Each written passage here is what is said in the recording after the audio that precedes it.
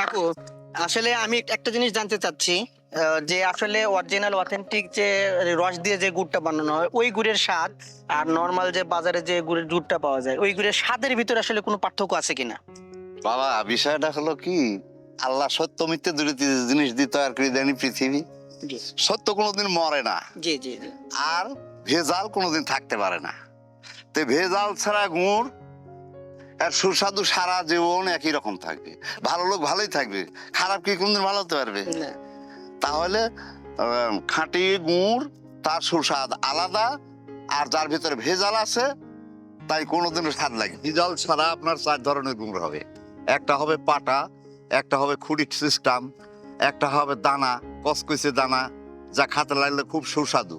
তারপর একটা হচ্ছে মধুজালি রস, যেটা দিলে আপনার সব কিছু চলবে। পিঠা খাইতে পারবেন, দুধের সাথে খেতে পারবেন, বাড়ি যে জামাই একটা তারে দিতে পারবেন, চায়ের মধ্যে মিশায় খালেও খেতে পারবেন, কোনো অসুবিধা নাই। আমি ধরেন গাছ লাগাই, বয়স ধরেন 50 পার হতেই যাচ্ছে, তাতে গাছ লাগাচ্ছি না 30 বছর হইলে। তাতে আমি কোনো দিনে ধরেন দিনে চিনি ব্যবহার করিনি। শুনি যে অনেকে চিনি ব্যবহার করে, তা আল্লাহ ইনশাল্লাহ আমি কোনোদিন চিনি ব্যবহার করি না। তাতে আমি বাইরে থেকে আমার গুড় কভার হয়ে যায়। কাকু, আমরা আসলে বাজারে বহুত ধরনের গুড় পাই, তো আমরা আসলে বুঝবো কিভাবে যে আসলে এই গুড়টা আমাদের অথেন্টিক, এতে কোনো ভেজাল নেই? অথেন্টিক গুড় আপনারা চিন্তা ভাবনা করবেন যে যেটাতেই ভেজাল আছে সেই গুড়টাই চকচকা প্লাস শক্ত, বিভিন্ন কালার এরকম ধরনের পাওয়া যাবে। আর যেটা আসল রসের গুড়, যেটা খাঁটি, যার ভিতরে কোনো ভেজাল নাই, তাই লালটে কালার হবে, দানার দিকে একটু কম হবে। পাটাত পাটাতে খুরি তো তাই, খুরিটা গোল সুন্দর দেখতে ভালো লাগবে। তারপরে ধরেন ঝোলাতে আপনার দানা গুঁড়ে দেখলেই ওর বোঝা যায় চিনি থাকলে ওর এত একবার বড় বড় নিচে দানা। দানা থাকবে, নিচে দানা। বুঝতে পারছেন?